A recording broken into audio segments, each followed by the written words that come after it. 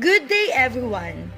I am Mia Justine Otejada, MAED EM, your second reporter in Group 10. Before I start my report, let me present you with the short video clips.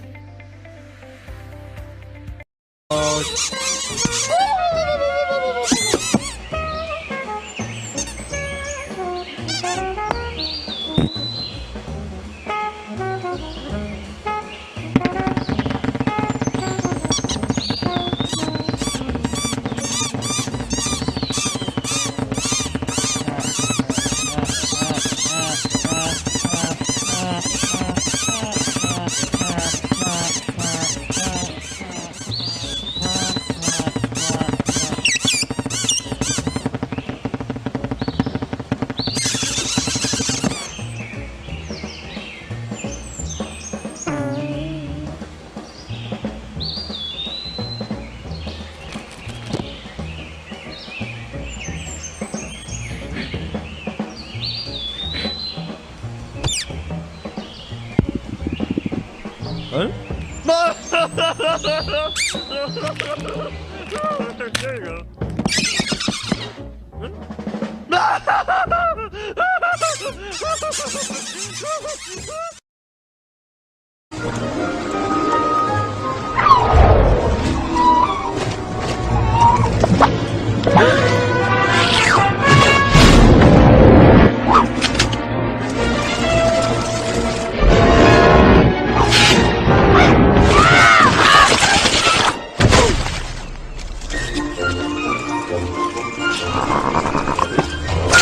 For teams to be effective, the people in the team must be able to work together to contribute collectively to team outcomes. But this does not happen automatically. It develops as the team works together. Like in the short video clips, the failure of one is also the failure of all. The bad attitude of one can be the downfall of all. On the other side, the initiative of one will be the success of all. The cooperation of all is for the good of all. Every member of the team has different attitudes, likes, dislikes, behavior, and styles. And in forming a successful team, there's always a process.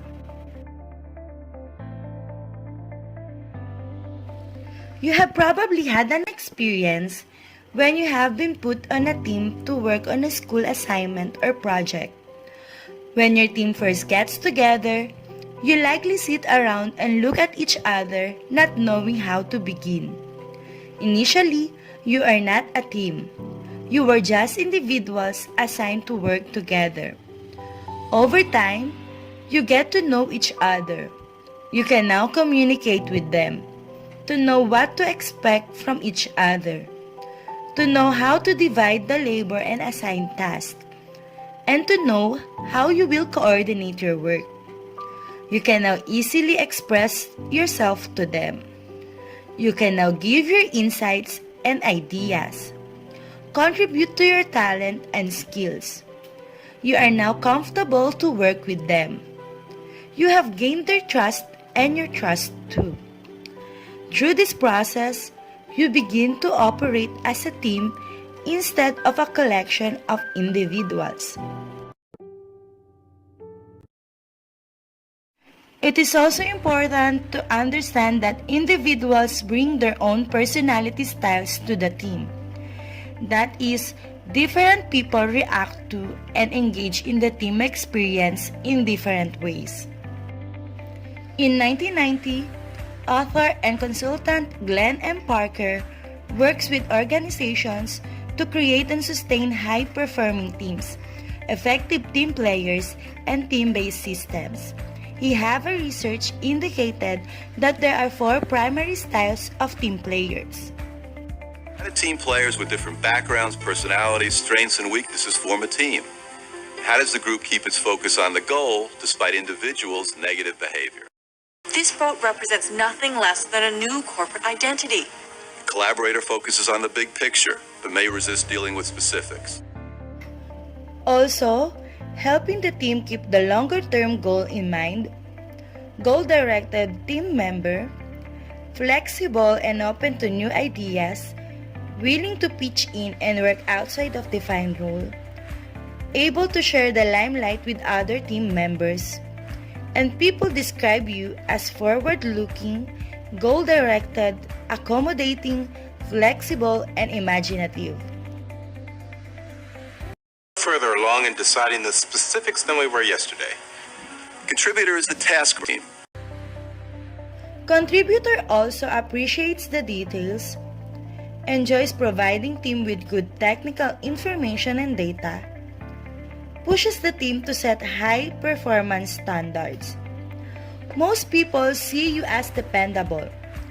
People describe you as responsible, authoritative, reliable, proficient, and organized. Before we go any further here, I think we need to bond a little better. The communicator is the people person. Communicator team player also focusing on mutual trust and team spirit. A process-oriented team member. An effective listener and facilitator of involvement, conflict resolution, and consensus building. Helps build an informal, relaxed climate. Most people see you as a positive people person. People describe you as supportive, considerate, relaxed, enthusiastic, and tactful. Switch to fiberglass just because a lot of large crew yachts are doing it? And finally, the challenger is the team member who asks the tough questions. Lastly is the challenger team player. He or she keeps the team on track, encourages the team to take well-conceived risks, willing to disagree with the leader. People describe you as honest, outspoken, principled, ethical, and adventurous. Most people appreciate the value of the challenger's candor and openness. Each style contributes in different ways to the success of the team, and the unique contributions that each type makes to the development of the team should be acknowledged. But the orientation and behavior of each type will vary by the different stages of team development. We can examine what happens in each of the different stages.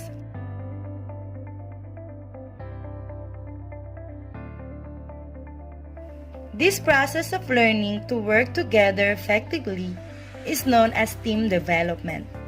Research has shown that teams go through definitive stages during development. In 1965, Bruce Tuckman, an educational psychologist, identified a 5-stage development process that most teams follow to become high-performing. He called the stages forming, storming, norming, performing, and adjourning. This model describes 5 stages that every team goes through during its development. By understanding this model, it can help take away the unpredictability of forming teams and allow you and your team a better chance at team success. Forming. This is the first stage of a team coming together.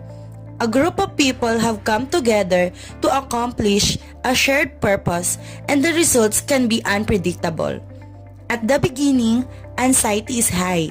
People are uncertain and they are overly polite and pleasant. Storming. This is the hardest stage in the development of any team, and undoubtedly, your team will be at its least effective here. This stage is marked by conflict and competition as personalities and working styles begin to evolve and the members of the team are unfamiliar on how to communicate with each other. Norming. The team will begin to resolve their interpersonal differences, appreciate others, and form working relationships. There is a sense of cohesion and unity and this allows for the team to work functionally together towards the end goal. At this point, performance increases as the team begins to cooperate and focus on the goals. Performing. In the performing stage, teams are functioning at a very high level. The focus is on reaching the goal as a group. The team members have gotten to know each other, and they trust and rely on each other. The team members work effectively as a group and do not need the oversight that is required at the other stages. Adjourning. Tuckman refined his theory in 1975 and added a fifth stage to forming, storming, norming, performing model, the adjourning. If the group has fulfilled its goals and objectives, it is in adjourning stage. This is the point where the project comes to an end and the team separates and goes their separate ways. Some team members may find this hard because they like the routine of the group, have made close friendships, or if the future after leaving this team looks bleak and unpromising. Sum up the stages of team development, I have here a short film that I know everyone is familiar and can relate to.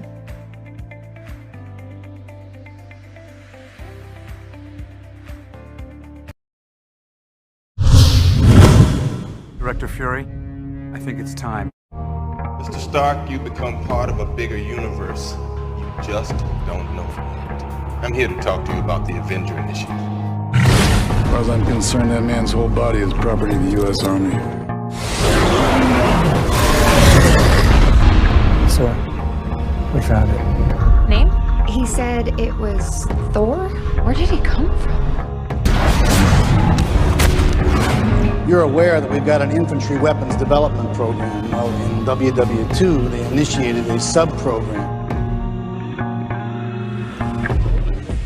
You've been asleep, Cap, for almost 70 years. You don't know what your actions would unleash.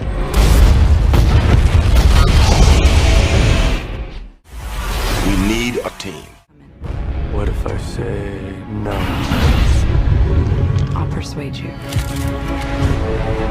What are you asking me to do? It's called the Avengers Initiative. Volatile, self-obsessed, and don't play well with others.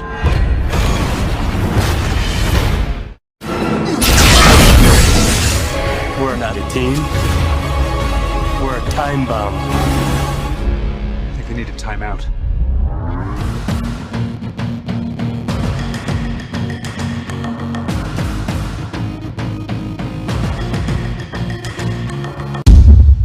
What do we do? We get ready.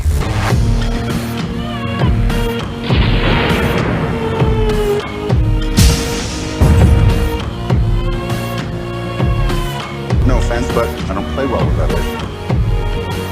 You were made to be ruled. I have an army. We have a Hulk.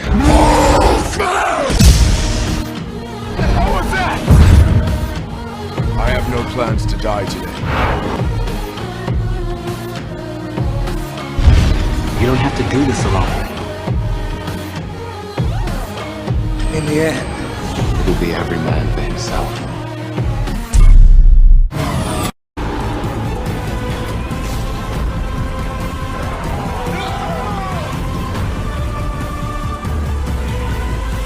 How do we do this? As a team. But that makes you an Avenger.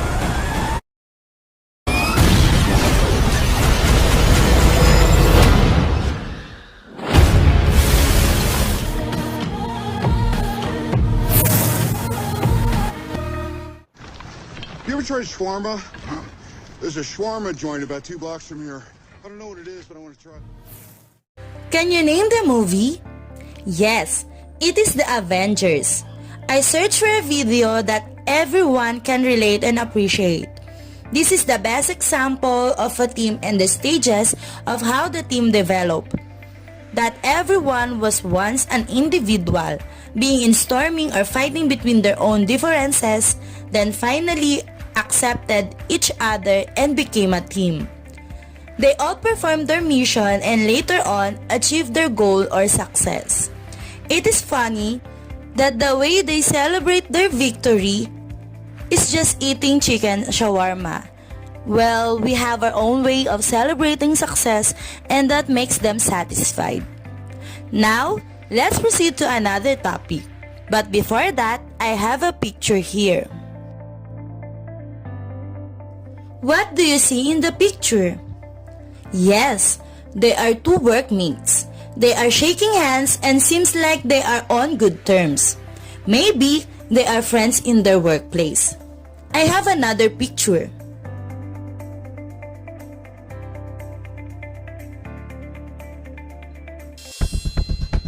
What do you see? Yes, they are also workmates, but it looks like they are having a bad time. They are two men, and it seems they are fighting each other, and there is a man who's in between them. Do you think they have a problem? Do you think there's a misunderstanding?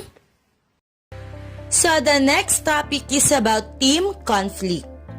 Leaders often worry about conflict in their teams, afraid that any sign of trouble will undermine performance.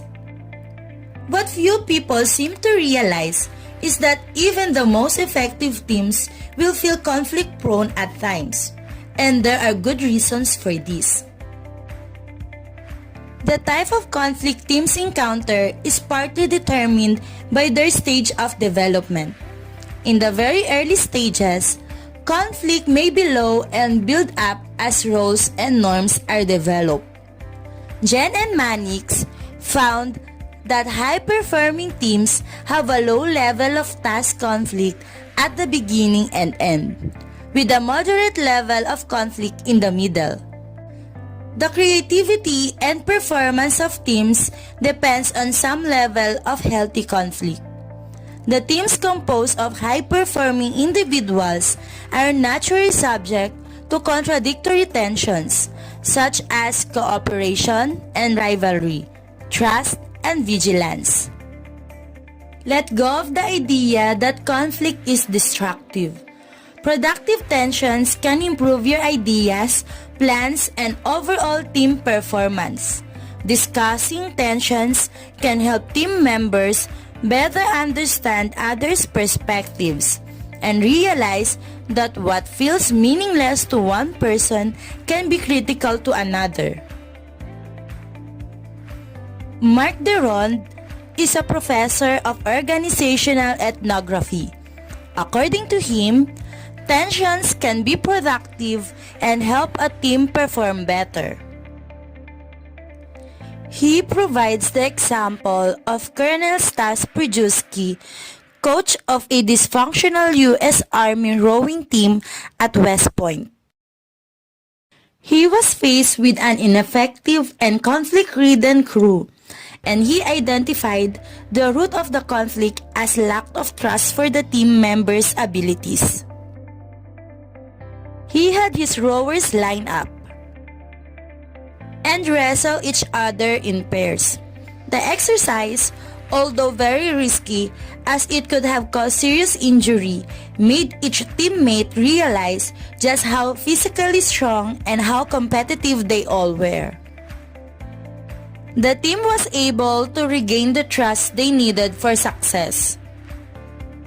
And when it came to their next big race, they performed far better than they ever had in practice. Rather than managing these tensions away, the source needs to be understood so that it can be resolved. Gary S. Topchick is specialized in management development, organizational change, team building, executive coaching, and organizational retreats. He determined the sources of conflicts such as intrapersonal, interpersonal, structural, values and beliefs, personality, perceptions, and work methods. Intrapersonal conflict, conflict from within oneself. In this case, the team member's internal conflicts often influence his or her working relationships with other team members.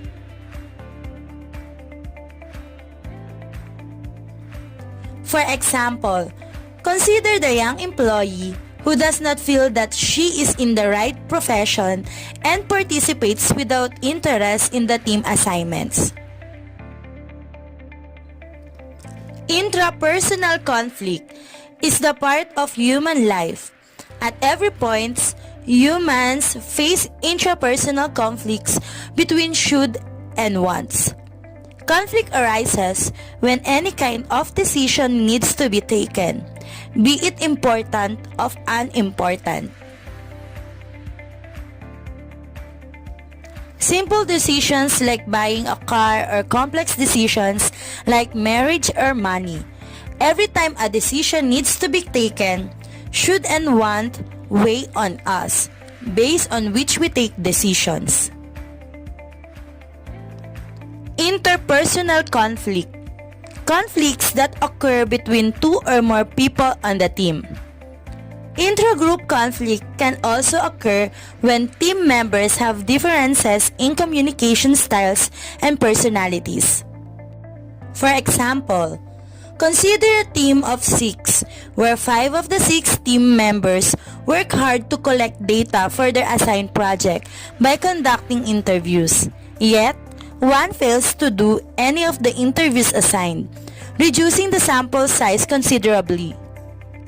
Structural conflict. Conflicts that are innate to the organizational structure of the work. For example, consider a team at a school that is told they are not to address curriculum issues because those can only be handled at the district level. Values conflict. Beliefs or differences attached to deep-seated emotions. Consider a team member who values collectivism and is explicit about being a priority in his decision-making style. However, this person is in a team with members who value individualism and do not believe that the good of the whole should be prioritized over the good of the individual. Personality conflict. Differences in style and behavior. It is not uncommon to have employees who simply don't get along well with one another or to have one employee who doesn't seem able to get along with anyone, including yourself. For example, consider the team member who always completes assignments on a timely basis and has a colleague on the team who treats deadlines as a suggestion and on time is when she gets around to it. Perception conflict. Differences in view or perspective of the situation or issue. There are times that the team's perspective to a situation is different from the way the leader thinks, views, or decides. Work methods. Disagreements about solving problems.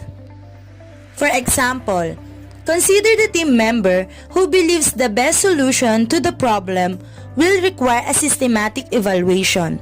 Yet, another team member believes that an intuitive solution will suffice.